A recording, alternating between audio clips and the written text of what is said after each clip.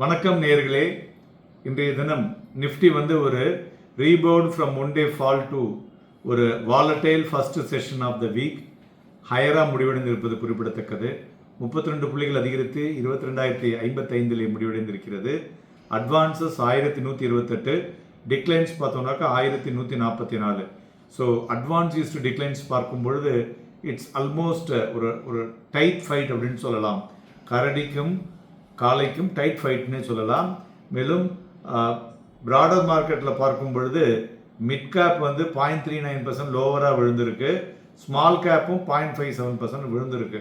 So market volatility index சொல்லுவோம் இல்லையா, volatility index பார்க்கும் பொழுது 1.50% வந்து ஏறி இருக்கிறது. ஸோ அதனால் ஸ்லைட் இன்க்ரீஸ் இந்த மார்க்கெட் வாலட்டிலிட்டி. ஸோ இன்றைய தினம் எஃப்ஐஐ பார்த்தோன்னா நெட் செல்லர் 2051.9 கோடி ரூபாய்க்கு, டொமஸ்டிக் இன்ஸ்டிடியூஷன்ஸ் 2260 கோடி ரூபாய்க்கு வாங்கியிருக்காங்க. மேலும் துறைகளை பார்க்கும் பொழுது metal, auto, media and energy இதெல்லாம் டாப் கெய்னர்ஸ்.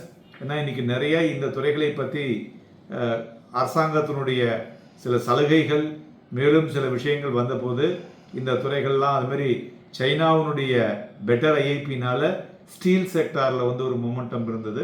ஸோ இது எல்லாமே பார்த்தோன்னா குளோபல் மார்க்கெட்டினுடைய பங்களிப்புக்கு தகுந்தாற்போல் இண்டிவிஜுவல் துறைகள்லாம் இன்றைய தினம் ஏறினது என்று சொல்லலாம்.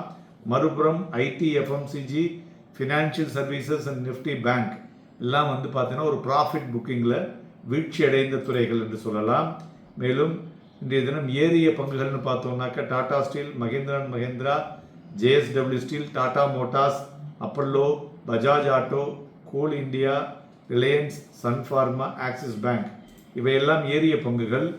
நிஃப்டி 50ல் இறங்கின பங்குகள்னு பார்க்கும் பொழுது Tata Consumer, UPL, Infosys top losers today. இந்த அட்வான்ஸ் டிக்ளைன் ரேஷியோ வைத்து பார்க்கும் பொழுது so indicating a neutral sentiment இன்னைக்கு இந்த ப்ராடர் மார்க்கெட்டில். ஸோ அதனால் நம்ம வந்து நேற்றைய தினம் தெளிவாக சொல்லியிருக்கிறோம், சந்தைகள் வந்து குளோபல் மார்க்கெட்டில் வரக்கூடிய டேட்டாவை வைத்தும் இங்கே லோக்கல் மார்க்கெட்டில் வரக்கூடிய டேட்டாவை வைத்தும் அதற்கு தகுந்தாற்போல் ரியாக்ட் ஆகும். அதனால் இப்பொழுதைக்கு பார்த்தோம்னாக்க every rise sell and buy ஒரு பெட்டர் ஆப்பர்ச்சுனிட்டியாக இருக்கக்கூடும் என்று எதிர்பார்க்கலாம்.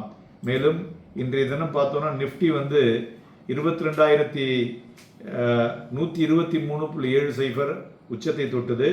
அதுபோல் 21,916.55 இந்த 21,908 அப்படிங்கிறது பார்த்தோன்னா நமக்கு வந்து சந்தைகளுக்கு வந்து ஒரு லக்ஷ்மண் ரேகா.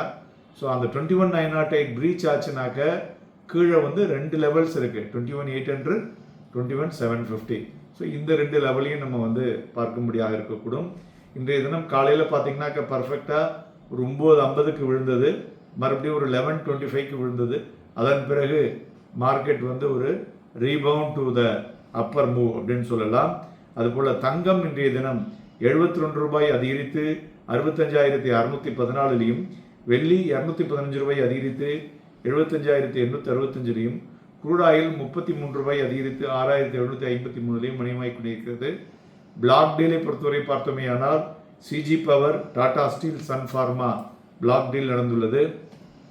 நண்பர்களே, இன்றைய தினம் கேஷ் மார்க்கெட்டில் பார்த்தோன்னா வால்யூம் வந்து கிட்டத்தட்ட 79 lakhs தான் நடந்திருக்கு, க்ரோர்ஸ். ஸோ இது வந்து லோவர் ஃப்ரம் த ஜனவரி 1லேருந்து சொல்லலாம். அதுபோல் நிஃப்டி ஃபியூச்சர் வால்யூம் பார்த்தோம்னாக்க பிலோ ஆவரேஜ் வால்யூம் தான் நடந்திருக்கிறது. ஸோ அதனால் வரக்கூடிய நாட்கள்லையும் இந்த வாலட்டிலிட்டி மிகுந்து காணப்படும். நாளைய தினமும் வாங்கி விற்பதற்கும் விற்று வாங்குவதற்கும் ஏதுவாக இருக்கக்கூடும். Happy and profitable day.